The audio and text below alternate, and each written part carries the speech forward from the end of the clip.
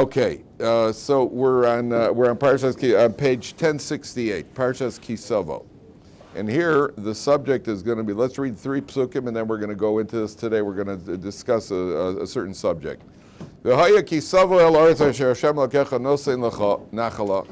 to the land that Hashem gives you as an inheritance, then you'll take it over, and you'll dwell in it. So you've settled in the land now. So what do? Everybody have chumashim. There are enough chumashim to go around. Everybody should have a chumash. There are chumashim on the shelf. Page 1068. So you take over the land, you conquer the land, and then you're going to dwell in the land, and people settle. Remember, you're talking about an agricultural society. You take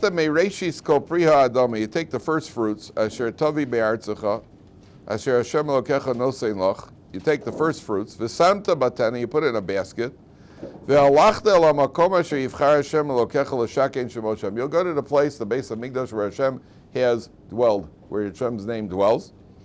And when the Torah goes on to describe the procedure, this is called the mitzvah of Bikurim. Bikurim is the root of the word is Bechor, which is the firstborn. And these are the first fruits. And there's a whole procedure. There's a tractate of Mishnayos called Mishnayos Bikurim. And there's a procedure where the fruits start breaking through, and you wrap a ribbon around them to show on each tree which is the first fruit that came out. Then you take all these fruits when they ripen, and you bring them up to your shalayim, and you go into the base of Mikdash, and you put them down, and you give them to the Kohen. The Kohen is Hashem's representative on earth, and you give the first fruits to the Kohen. That's called the mitzvah. That's the mitzvah of Bikurim. Now, there are several ideas here. And by the way, it was done with a lot of hoopla. You got groups of people together, and you got groups of people together. Not the egg. I can't take the egg smell. You got groups of people together, and they go up to your shalayim. They go up to your shalayim.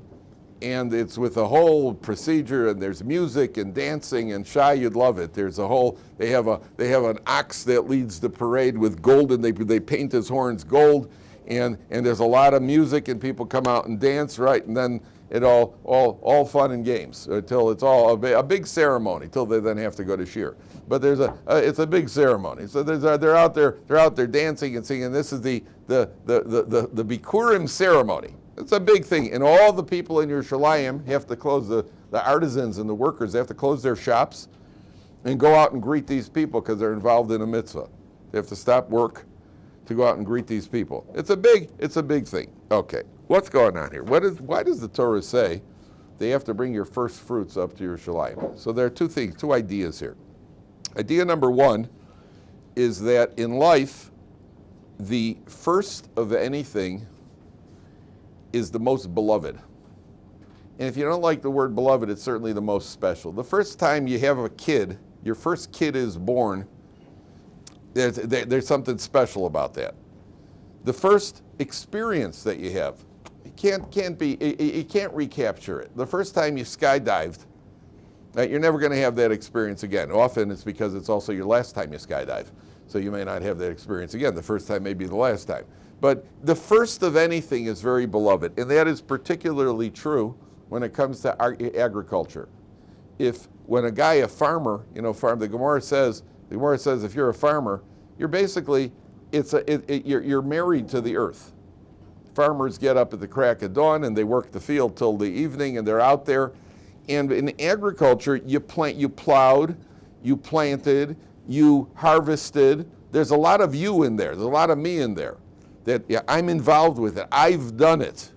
And there's a certain sense of, look what I did over here when it comes here. So HaKadosh Baruch Hu says, listen, you have to break that feeling of kochi ve'otzem yodi. I did it. If you take a look, I won't make you look at it. When it says that Noach came out of the ark, it says he became an ish ha'adama. He became a man of the earth, and he planted a vineyard.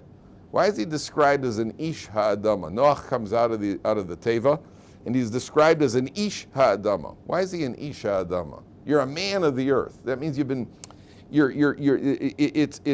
dominated by the earth once you get into farming.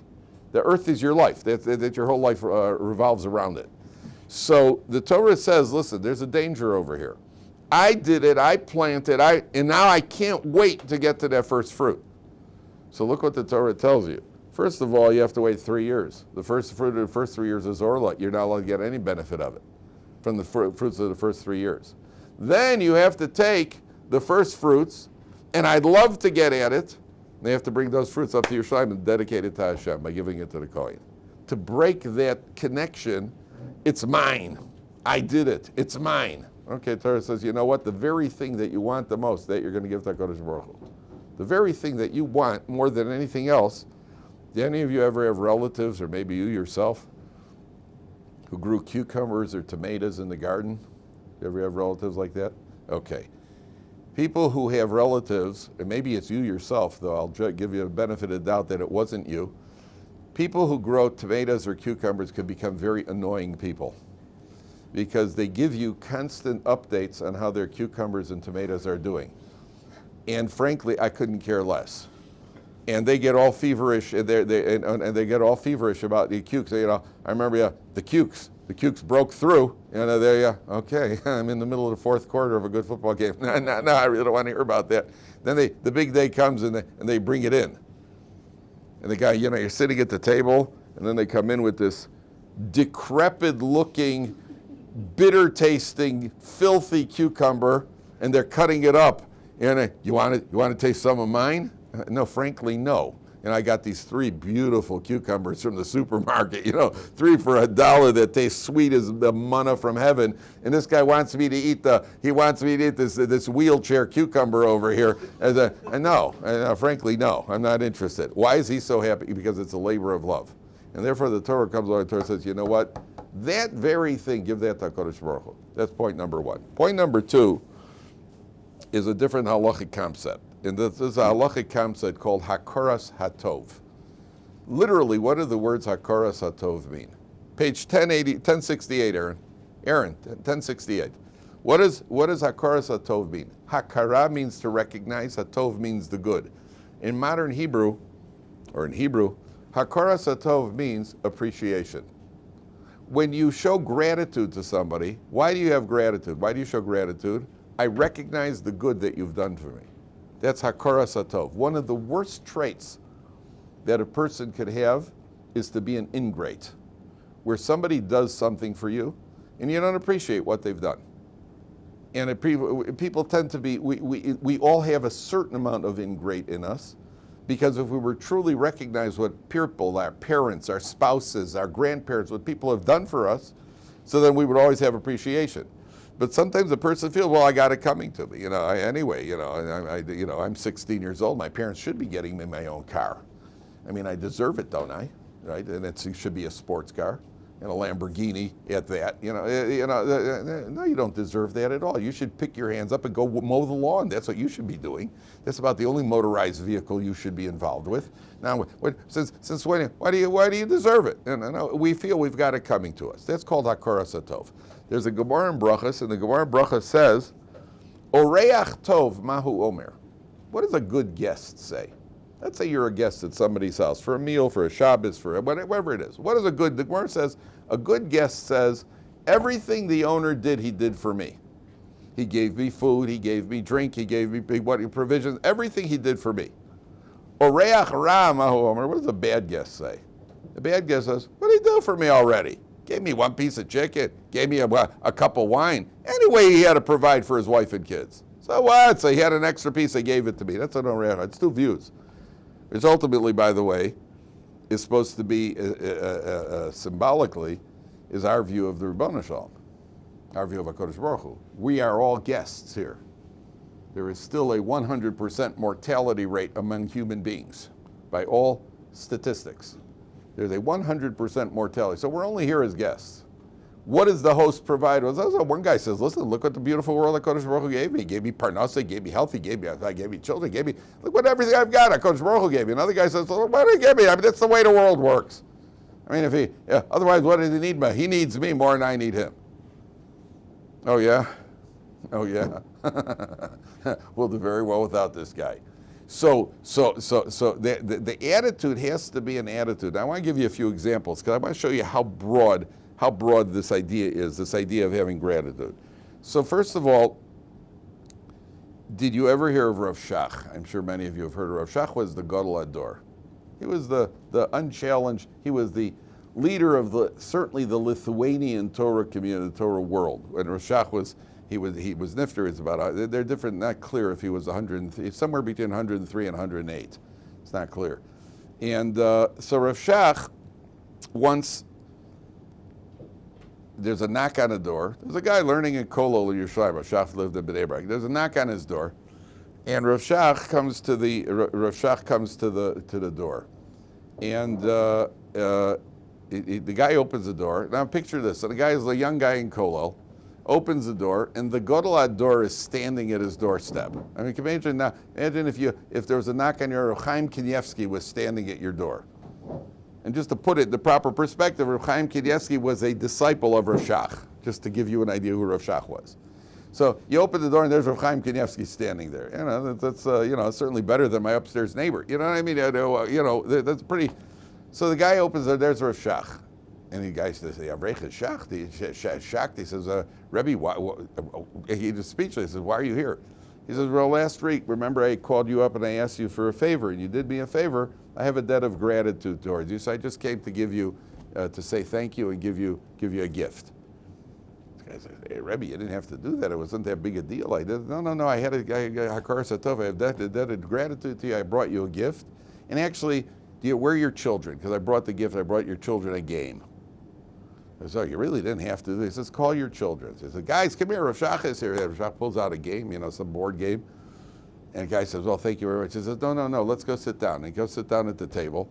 And Rav Shach sat down with the Gadol Ador, sat down with this guy's kids, and he played the game with them. He started playing the game until he was convinced they knew the rules. A teacher is always a teacher, I guess. And Rav Shach sat down. But that was his way of expressing Hakaros Hatov. Okay, now that was little for him. Rav Shach had a Rebbe. His Rebbe was named Rav Zalman Meltzer. Now this is knock you off here to show you how far this goes. His Rebbe was Rav Zalman Meltzer, and he was actually married to Rav Zalman Meltzer's niece. And when Rav Zalman Meltzer was nifter, Rav Shach bought a plot, a plot very close to Rav Zalman Meltzer, so when he would die, that he would be buried next to his Rebbe. And then, some point, there was a young Talmid Chacham, a young Torah scholar who was nifter, and he expressed his wish to be buried in that plot next to Rav Zalman Meltzer. He wanted to be buried there. This young Talmid Chacham, when Rav Shach had first come to Eretz Yisrael years before, this young Talmid Chacham had gone to the dock, to the port of Haifa, wherever it was that Rav Shach came through. He was sent by someone to greet Rav Shach. Rav Shach was coming from Europe, and this Talmid Chacham went to greet him at the port. When he was nifter and he said he wants to be buried in that grave, Rav Shach said, I owe him a debt of gratitude. He greeted me at the port. And therefore Rav Shach relinquished his grave that he had bought next to his Rebbe to give it to the Talmid. Talk about a grave. Talking about a long time of occupation. And he gave that up because he felt he's got this. So somebody once said to me, well, how long does it go on for? How much gratitude do you have there? Somebody gave you a ride. You have to gratitude the rest of your life? Somebody gave you a ride. You have to have gratitude for the rest of your life? Well, do you know otherwise? Do you know what the limitation is? I don't know what the limitation is. What makes you think you're so sure there's a limitation on the high end? I don't know. Do you know the limitation on the low? How much you have to do? That's why I always tell you guys, don't do the Baal Tshuva thing and say tiskila mitzvahs. You ever heard that expression? You never heard tiskila mitzvahs? You never heard the expression tiskila? You've heard that, haven't you? Tiskila mitzvahs, may you merit doing many mitzvahs. So often the frum way of talking is if somebody gives you a ride, you get out of the car and you say tizkeh mitzvahs. You never heard that expression? Tizkeh mitzvot. I tell people don't say that. Don't say tizkeh mitzvot. You know what that means? That means that I gave you a ride, and now I've merited your blessing. Ooh, couldn't wait for that.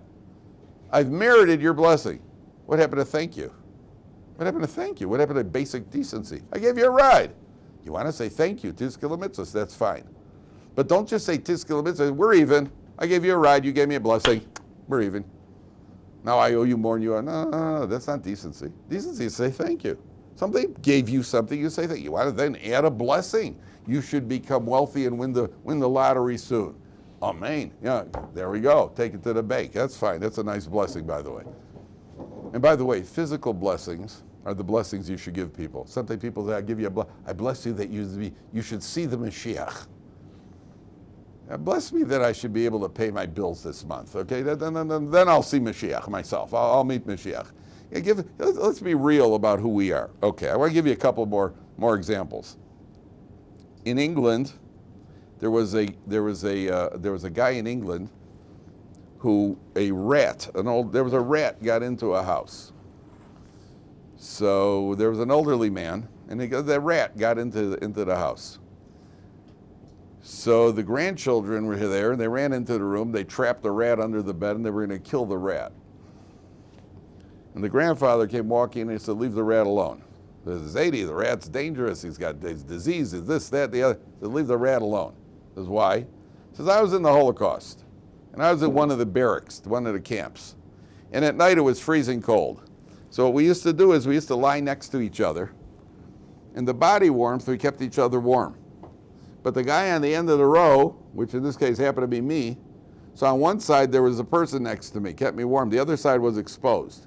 But at night the rats were cold, and the rats would jump up and they would rub against me to keep me warm. So I have appreciation to the rats. Leave the rat alone."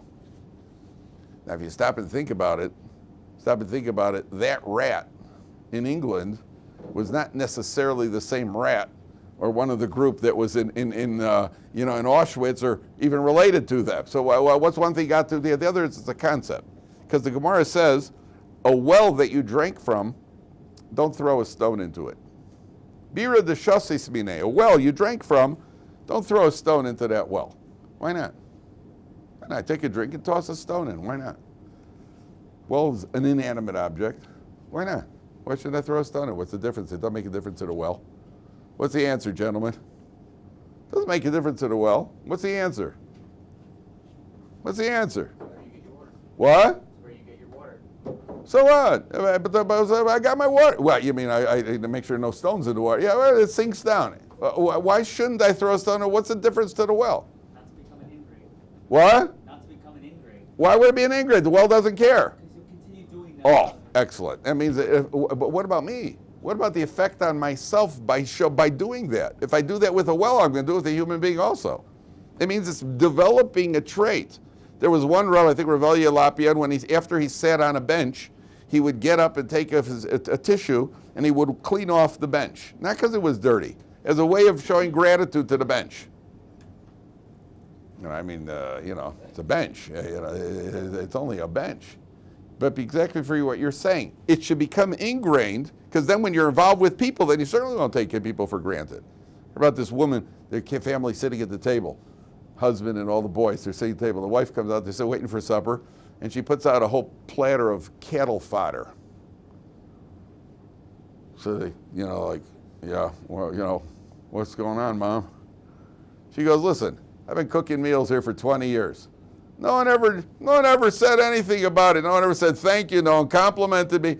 I guess it didn't make a difference to you. So I'll serve you cattle fodder." Guess what? They started complimenting. Started saying thank you.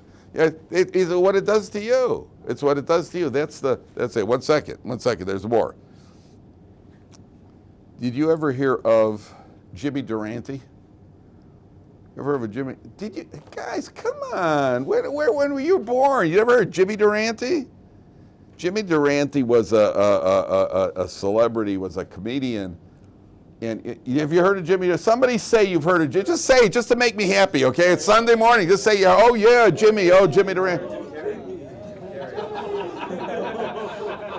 I want to tell you something. You're a bunch of pathetic people. I just got to tell you that. I feel much better that I said it. You never heard of Abe Lincoln? You heard of Abe Lincoln? Oh, good, old Abe. Yeah, who did he play for? Yeah, oh, Abe, yeah. So, what? When was he around? Who? Jimmy? After Abe Lincoln. Oh, yeah. He was, okay, he wasn't that famous. He was famous, but he wasn't like a household name. They were talking, he was, even before he was around for a long time. He was a very old man. Whatever it was, he was a performer.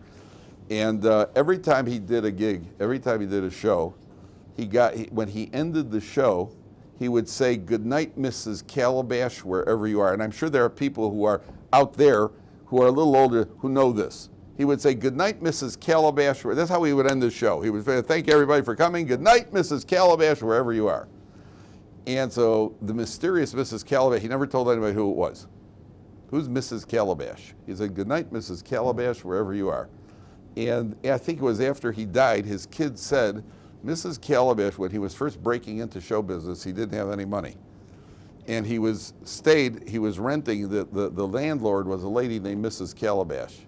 And she let him stay in the apartment rent-free till he would start earning a little bit of money so that he could pay back. So he, till the end of his life, and Chazal say if there's Chachma b'goyim tamin, if the goyim show any sort of wisdom, so we could believe it, we could learn from it. So this Mrs. Calabash was the one who apparently, she let him stay there rent-free. So he had good enough midos that he appreciated, he showed gratitude to her, which is what the Torah is telling us with the Bikurim. I just want to tell you a couple more ideas here, because these are, again, to broaden the horizon.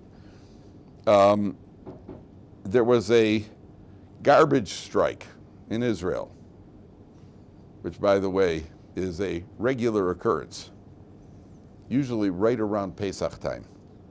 Usually right around, you know why they strike Pesach time? Because that's when there's the biggest accumulation. That's when everybody's clearing out their house. They're doing Pesach cleaning, so all the stuff the junk that's accumulated, and that's often when there's a garbage strike, is Pesach time. And that's when stuff accumulates, that's when you throw out all the stuff. By the way, I give you an important piece of advice that you should pay me for. When you're married and your wife is cleaning out for Pesach, anything you want to keep, put on a table and lie on it. Because anything that's not underneath you is going. And the wives walk around, ever see that?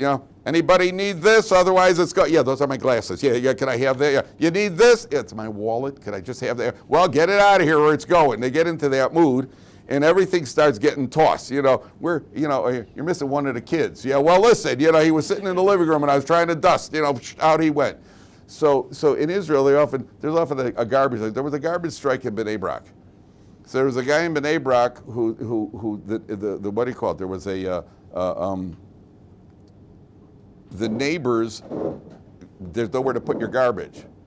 The bags accumulate in front of the house. People would just put bags in front of their own door. So there was a guy living in a building, and what he would do is take out his garbage, he'd go dump it somewhere, find a place, and he'd pass by, and every door where there were bags, he took the neighbor's bags out with him and he dumped them. So somebody asked him why he did that. It's a nice thing to do, but what is more impressive here is a lot of people do favors for each other. Here, it was why he did it. You know what he said? He said, listen, I've been living in this building for 20 years. These people have done stuff for me. I owe them a debt of gratitude. It wasn't just the chesed. The guy understood, neighbors, when you live in an apartment building and they're neighbors, there's always beef. There's always something that irritates you. Their kids leave the bicycles in the hallway and they play the music too loud, that whatever it is. But at the end of the day, they're also people, they've helped you. There's certain things they've done for you. He said he feels a debt of gratitude to the neighbor. So he said, I have Hakaros Hatov. Rabbi Victor Miller, you've heard of Rabbi Victor Miller, right? So Rabbi Victor Miller, his grandson, you're going to laugh, his grandson once walked into the house and he saw that Rabbi Victor Miller had his head submerged in the kitchen sink. He had the water filled to the top in the sink, and he had his head submerged in the kitchen sink, and it was like that for about a minute or two. And he pulled his head out of the water. Or with Rabbi Victor Miller, anything is possible. So his grandson said to him, Zadie, why what you're doing? What were you just doing? So Miller said, I was outside just now, and I was talking to some guy, and he started complaining about the air in New York. The air in New York is very smoggy. And I started agreeing with him. Yeah, it is kind of, it's not the best air in the world. And then I realized complaining about the air means I'm an ingrate to HaKadosh Baruch Hu. HaKadosh Baruch Hu gave us air to breathe. Maybe it's not the best air, but he gave us air to breathe. And if I start complaining about the air, so you know what I did? I decided I'm going to teach myself how much to appreciate the air. So what did I do? I immersed myself in the water. When you're underwater and you can't breathe, then you'll even take New York air. Even New York air. I mean, we got to go to New York to really know what I'm talking about. But especially downtown Manhattan, where all you're breathing is exhaust fumes. But that's still better than not being able to breathe at all. Because ultimately it's supposed to lead us, the whole thing is supposed to lead us to, that's what Bikurim is. Bikurim is, hey, where'd you get the fruits from? Every time you make a bracha, what are you doing by making a bracha? You make a bracha out of fruit on a tree. What do you do? You're making a bracha to show gratitude to HaKadosh Baruch Hu. Baruch atah Hashem, you're showing gratitude. You're acknowledging the fact that HaKadosh Baruch Hu gave you the fruit, that HaKadosh Baruch Hu gave you clothing, that HaKadosh Baruch Hu allowed you to really leave yourself in the bathroom. These are all things that we have to say thank you for. So ultimately, the mitzvah over here of Bikurim, the theme of the mitzvah is Hakaros Hatov. Okay, one other example. I knew a guy who was a Baal Tshuva. So he told me that before he was hitchhiking in Michigan. And the car stopped. Two black guys were driving the car. And he gets in. He gets in the back of the car. They start driving. And he tried striking up a conversation, and they weren't too responsive. Didn't say much to him. And they're driving along, and as they hit the off-ramp on the expressway, they get on the off-ramp. A state troopers cut them off in front. Another group of state troopers in the back with drawn shotguns. Everybody out of the car put your hands on the roof of the car. What happened? These two guys were escaped convicts. They had just broken out of Jackson State Penitentiary, stole the car and picked them up. He told me he started walking towards them. They said, "Get out, everybody, put your hands on the..." So he starts walking towards us. "Oh, I'm not with them." "Get your hands!"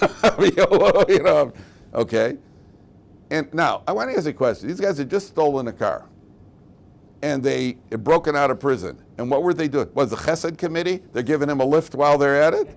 Where was this going to end up? Where was this going to end up? Who knows what they were going to do to him? So, sometimes in life, the Ribono Shalom helps us out in ways that we're not even aware what he's done for us. That we have to have gratitude to Hashem for what Hashem does for us. We don't even know. Did guys ever do something clever, like run? There's a bus stop. This happens in Israel. I see this all the time. I've done it, not too often. I'm here to talk about it, so obviously not too often.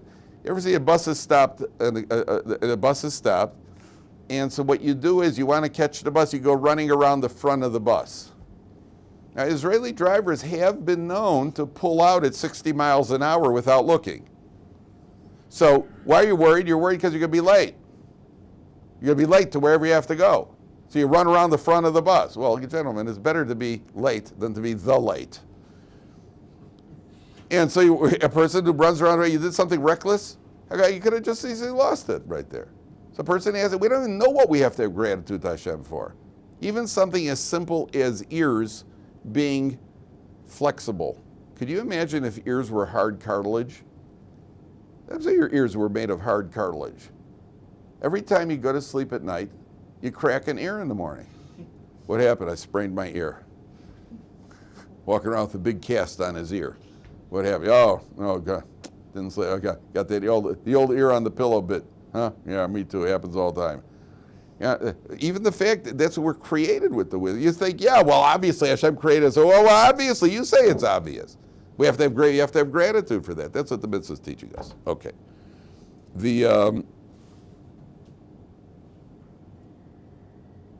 Okay, let's go to the next pasuk.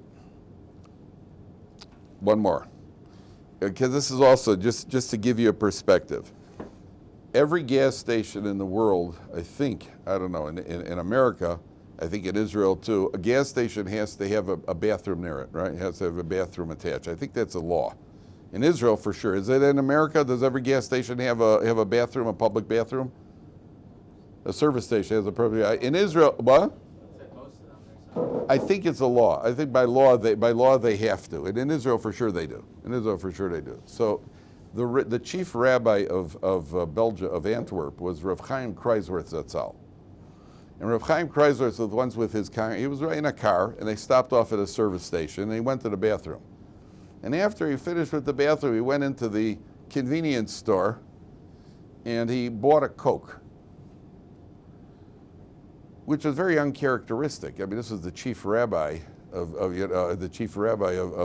Antwerp. It was a massive, one of the Gedolei Ador, and he buys himself a Coke. And he gets into the car. So one of the people in the car said to him, they're curious. It's very just not something that completely out of character. He said to him, why did you do that? Why did you buy a Coke? He says, listen, I just went in and I used the bathroom over here. The proprietor was good enough to allow me to use the bathroom, even though he's allowed to, but he has a bathroom that services me. I have a debt of gratitude to this proprietor over here. So at least let me try to, buy a Coke from him. Let him make a sale. So, but I didn't have to. I didn't have to. By law, you're allowed to go in there, but it's an attitude that a person has. That's what the Torah is getting at. Okay. Pasuk Gimel. V'lakachta. Where is it?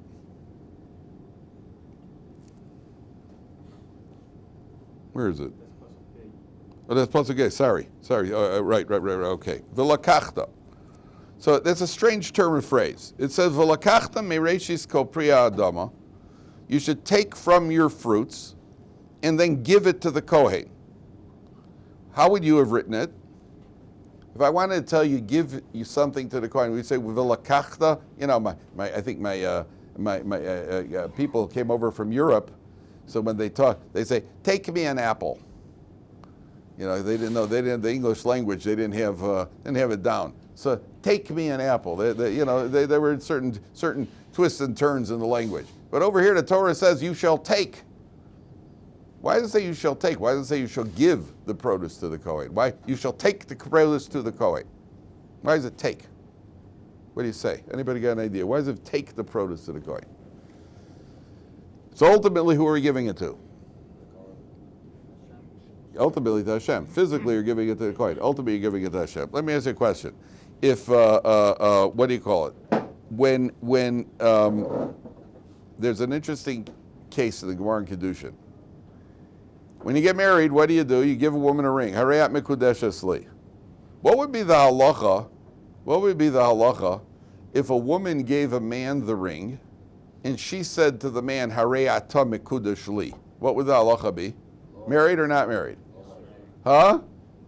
No go. Why not? Because he has to take possession of her. He is making the acquisition. He has to take possession of her. Now, what would happen in a case where a woman gives the man the ring, and he says, "With my receiving this ring, with the pleasure you get by my receiving this ring," so he's giving her the pleasure. Harayat mekudesh. Does that work? Careful. Does that work? And the answer is it depends. What does it depend on? It depends on her having pleasure from him receiving the ring. Well, what does that depend on? What? Say it. Who's that? Oh, is he a prominent individual? If it's a prominent individual, if you go to the President of the United States and you give the President the gift, would you be happy? Absolutely. He received your gift. If he rejects the gift, how would you feel? So if it's a prominent enough individual, the act of giving is really what? It's an act of taking. If it's a prominent individual, I'm taking pleasure from the president receiving the gift. When a child helps the father, and he doesn't really need help. Remember my son was 3 years old when he helped me build a sukkah. I know somehow he helped me and it took twice as long. Right? So there was some help. Now, and I'm hammering something, and he's got his plastic hammer, and he's hammering with his plastic hammer, and I'm asking my wife when he's going to take his afternoon nap. That was the help. But the child feels that he's giving something. So by giving, he's actually taking pleasure. If it's a prominent individual, and a woman gives you a ring, she says, with your receiving this. No, she can't say it. You have to say it. The man has to make the declaration. With my receiving of this ring and the pleasure that you get, harayat mikveh. That works if he's a prominent individual. And I'm not, which is why I wasn't able to pull it off. If you could pull it off, then you save some bucks, guys. Get the girl and have her give you something. That's the best way. That works good.